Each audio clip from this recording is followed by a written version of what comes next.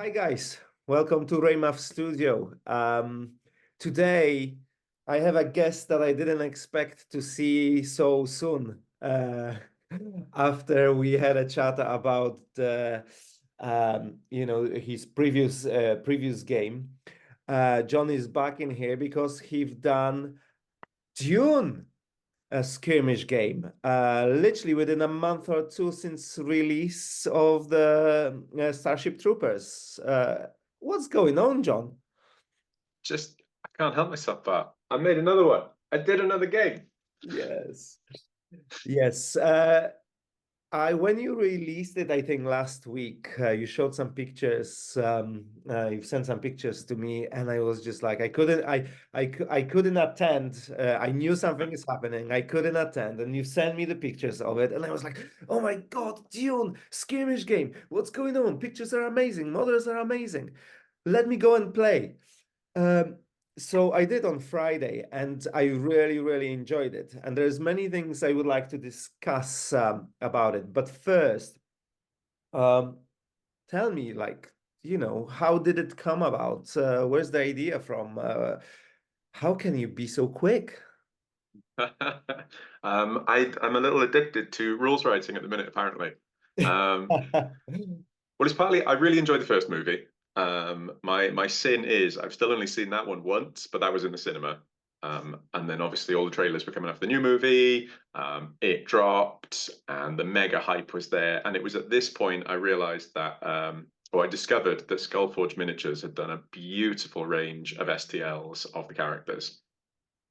So, being me, there's some lovely models. I need an excuse to own and paint these. So, I sent him a very nice message saying, kind of thinking of writing a rule set. Do I have permission to use your models? If he'd said no, that would have killed it absolutely dead because they were like the core of it. But no, really quickly, absolute gentleman. Yeah, go nuts. Because if anything else, it's more publicity for his work, which his stuff is incredible. Like if you haven't already, go check it out. There's amazing Star Wars stuff. He's just done a load of Helldiver things. Like the quality is outstanding. And we'll probably talk more about it with the painting later, but they are beautiful to paint up. So yeah, that basically gave me permission. And then my two trusty enablers, Will and Liam, um, I messaged both of them in a separate group chat and said, "So, Dune game?" And they both went, "Sure." So we kept it mega quiet. It nearly killed me. And as you said, I put a couple of messages out to a few people saying, I might be playing something this Thursday at the club night. You might want to come along. So a few people sort of turned up expecting, oh, it'd be more Starship Troopers. And it wasn't. And it went down really well. So yeah, it was fun to crack out a game really quick. The game is completely different than Starship Troopers. We said it's a different scale, and it's partly you said, um, well, not partly, but directed through the use of 28 mil models. But when I saw the first pictures, what I realized over there, you had like two boards done. One was like oval board, a desert board with the copter on it, which looked brilliant. And the other one was like, in the corridors of the castle, of the Atreides, palace, however you call Mm. it. Um, but one thing I noticed straight away, there was not much terrain, not much scattered terrain mainly. And I was wondering how it's going to work. And it turns out that you really thought it through, and focused on specific aspects of combat. So could you talk about this a little bit? Yeah, absolutely. So the thing you touched on a little bit there is how different it is to Starship Troopers, which I think was unintentionally rebellious to my previous project. So whereas in that you don't just control your one squad, you're controlling the entire battle zone. You're calling in air support, you're checking what the missions are from high command. As players, you're also moving the bugs around as dictated by the cards and by the system involved. I wanted this to go the total opposite way, where you have no more than 5 models. For a standard game, there's 5 models, and that is it. You can accidentally, like a few people have done already, get hold of the entire range of 25 figures and play all of them, but you I, use 5 at a time. I wonder who Um, that was. oh, there's been a few of you actually. um, but no, the idea from it was, and Will pointed this out really well the other day, and it was kind of accidental, is Starship Troopers is kind of reactionary. As you'll remember from the way we played, sort of a group of arachnids will spawn somewhere. The mission will tell you to do something. You have to evolve with it. Whereas this is much closer scale. This does represent those really tight-in knife fights and kind of, dueling in a corridor where you need to keep the initiative. So you make all the decisions and you need to make sure that you're the one in control of your opponent and you're forcing their hand to do things. So this little dice mechanic we've got going in this game is meant to do that, and it represents it on a such smaller scale. And one of the best bits about the preview night we did was that once we'd given everyone one demo game, we were able to then stand back, and there were no questions in the second game. It was fantastic. People just played the game. So the core of it was kept really simple. Anything that could have been another page of rules, I got rid of. It was just to the point. It was all about you trying to keep the initiative and press the advantage of your opponent and keep them on the back foot while they're trying to do the same to you. Yeah, so the dice system you have, the dice mechanic is pretty great. But what the game is about is literally a sword combat. So basically, all the actions that you can do is literally a dance with a sword against the opponents and people around. How did that come about? You have, okay, you have models. You want to have five per each, and then a side, and then you are like, so how would the game work? Because from what I see, there was a lot of thought on that. You know the movie, you've seen it well, and now you are like, how do I represent this? How do I represent that? That's how it looks to me when I read the rules and when I play the game. So yeah, the thing I really wanted to get away from was, and I hate name shaming other games, but it happens in larger scale games where it's like this is skirmish, so it needs to be close and very involved. Whereas a lot of war games will your unit and my move unit will bump into each other in combat, we'll roll dice at each other until one unit dies, and then you can go and do something else. When it's one person fighting one person with a knife, you're not just stood there trying to shiv at each other. You are going to keep moving. Some people are better than that, better at that than others. So the Fremen are really good at ducking around and diving. They get to do their feign action. So yeah, they're moving behind you and shivving you in the ribs. And whereas the Harkonnen are to the point, they get more attack actions while they're uninjured because they're just aggression. Sardaukar are absolute bullies, so they were able to fight in closer ranks and sort of mug people. That is their thing. So yeah, there was a lot of planning how you could get a lot out of very few models on the table. What can that model do? What makes this guy's training make them special compared to someone else, while also keeping the base mechanics the same? Again, really easy to learn the core mechanics, but you could have a lot of fun mastering it. And again, if you only need 5 models to play, it takes what one print bed worth of printing. You've got 2 starting crews ready to go. Stick them to little MDF bases, and you're good to go for playing it. So it's not like the weeks or months of potential printing you've got for Starship Troopers. You could have this ready to go by the end of the day and already be rolling dice at each other. One thing that I like about the dice mechanic is that you always roll 4 dice at the beginning of the round, and then you make decisions. How would you like to use them? Because you use these 4 dice to perform specific actions. When I started to play, I really wanted to use, I don't know, 6, put it on attack, a square and stuff. And as I played along, I realized that it's not always the best idea. So there's a lot of nuances over there. One of the very interesting actions that I like in a game, but during our game, I said, what's the point? is coup de grace. Yeah, Uh, because at the beginning I was like, oh, this guy, so basically in the game you have, let's say, 8 wounds, whatever. We can talk about it in greater detail later. But basically, when the model is when the character is taken off the game, you put like a marker there. yeah. And you have ability to get to that marker and perform coup de grace. And I was like, okay, but this guy is already dead. And yet, understanding the rules a little bit better, and then reading the rule book, I realized this is very, very cool. Could you explain that to us a little? Yeah, so you've got three states for a character. You've got uninjured, which is where they're fighting at their full capacity. Once you've dropped 4 points of damage off them, they then take no part in the rest of that turn. The start of their next turn, you flip their card over and they have their stats, but there'll be negatives on them, so they're less effective at this point. Their movement is reduced as well, but they still fight. They're still okay, but they're never going to be able to hit those higher numbers they used to be able to. Once you do another 4 wounds on them, they're replaced with, like you said, a marker. So what we've done is we've done some little discs. We put some blood for the blood god effect on it.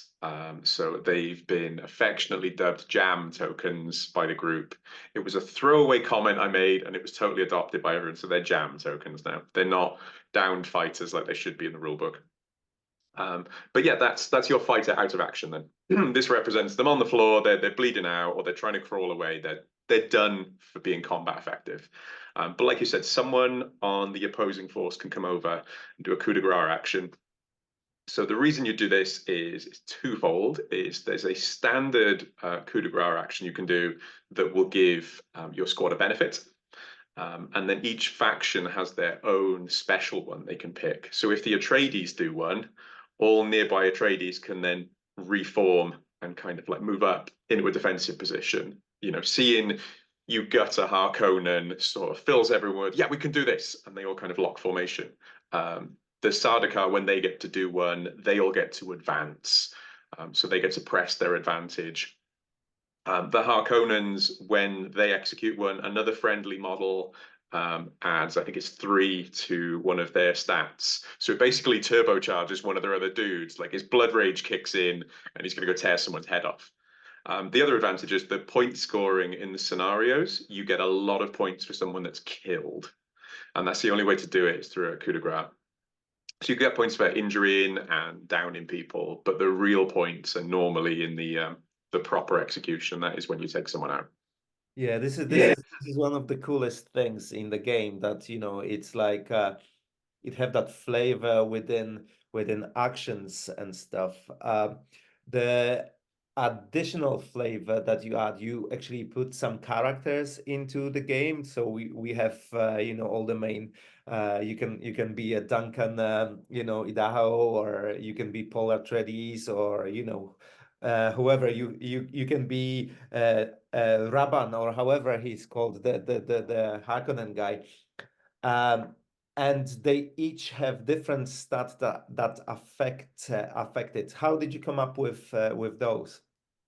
So a lot of that was using like we said, those basic core mechanics. What makes an attack action, what makes a feign action, what makes a reposition, and then what is this character like? What do they do? So Raban has 3 attack actions out of his 4 when he's uninjured. Like he is a beast for doing damage. But when he's injured, like for anyone that's seen the second film, oh, he's a bit of a coward. Oh no, I don't want any of this. So his potential for damage drops off quite drastically. Paul, when he's allied with Atreides, he doesn't do that much damage. He gets to do rerolls on his dice because he's got his, he can see snippets of the future. But when he's allied with the Fremen, he's got the potential to do more damage because that's when he was becoming more of a fighter. Um, my favorite, my absolute favorite, and I know you're not supposed to have favorites. For in the same way that people have got kids, they don't have their favorites, but you all do. I'm all on board with the Atreides. It was an absolute criminal offense that we didn't get to see them properly in their armor fighting in the first film. So no, I'm trying to make up for it on the tabletop. Right. Perfect.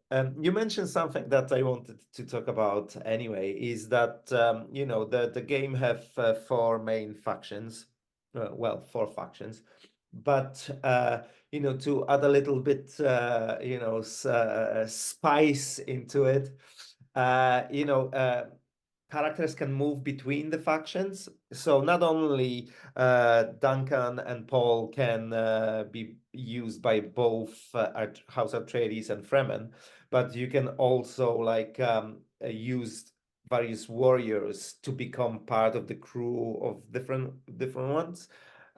Speak to that a bit, if you don't mind. No, it's cool. So, again, if you've only got 5 figures to play with and you want an excuse to paint more of these cool models from Skullforge, and there would have been a little bit of swapping over. So, if you take Harkonnen, you can swap out one of your standard warriors to be a Sardaukar, as in, like, he was fighting alongside him when they raided the palace to take out the Atreides. In the same way, you can have a Fremen alongside with your Atreides and vice versa. So it gives you a chance to kind of swap people out. But when you pick your faction, they have like a faction specific rule. The model that you add to that gains that.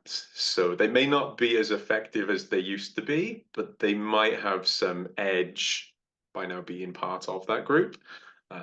And again, like you said, some of the characters get to move between factions. But no, the character side of it was the core element, because the movie is all about these close fought duels, and we're all there cheering for our favorites when they're fighting. So they had to be on the tabletop. Yeah, yeah. What I like about that all these warriors have a bit different stats, so you can kind of you bring, yes, they become part of that faction, but you bring these different stats, so that could be used in certain way and stuff. I really like that as well. I wanted to ask you about the reposition versus defense. I know we are going deep. This is introductory interview, but I have some specific questions as well. So tell me about repositions versus defense. Oh, this isn't for people watching. This is for you now, isn't it? Yes, You're trying to it's map all, this out. hey, hey, it is, of course. Hey, we can cut this out, but you know what I mean? Or we may keep it. We'll see. Tell me about um, so defense was more of a pushing people away, getting them out of the way, and then potentially buffing your next highest stat. So it's to move people around the board a little bit. This can work to your advantage and disadvantage as well. So I was playing a game a little while back. My opponent was using Fremen. His objective was to get to my edge of the board. So he'd use this feint action to get behind me. I then used the defend action. Decided I didn't want to push him because that would then put him closer to his objective. So that could have really messed me up. However, in a game on the same night, actually, I managed to use defend actions effectively to push one enemy towards one of my other dudes that still had loads of dice. And I just tore him apart because he'd spent the whole activation fighting my one dude, and then I bumped him in the way of someone else. Whereas reposition is, I'd say, it's a less effective action, but it's quite handy for you to get out of the way. It's one of the few ways that you can move anywhere you want while still in engagement range. And this can be used to get into a better position to punch a different target later, or it can be to totally get out of dodge if you need to keep your character alive, or, as I said, if you need to get somewhere else on the board or do something.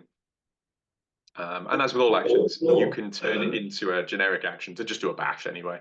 Yeah, I think it was question for me, but maybe we'll keep it anyway.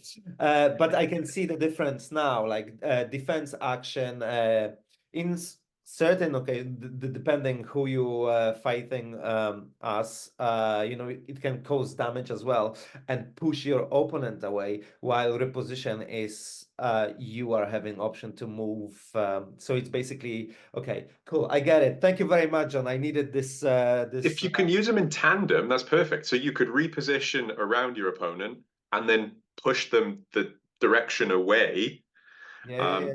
to then potentially be in a position for your, model full of dice or really high numbers to absolutely wail on them. Pretty cool. Pretty cool. You mentioned you mentioned scenarios. There are some very cool scenarios. I specifically like the Duncan in Idaho one, and we can speak about his stats for that as well because that's brilliant. And the other one that I would like to point us towards is the Sandworm one. So could you speak about this too as an examples of what people can expect from scenarios in this Yeah. So we've got the core skirmish, which is just fight each other. You know, if you want to do a standard club night, you want to throw down 5 models and tear each other apart. That's cool. There's an escort, there's a breakthrough. The kind of the scenarios you're used to with war games. But to add some randomness, and I think my favorite mission is the same. It's the sandworm one.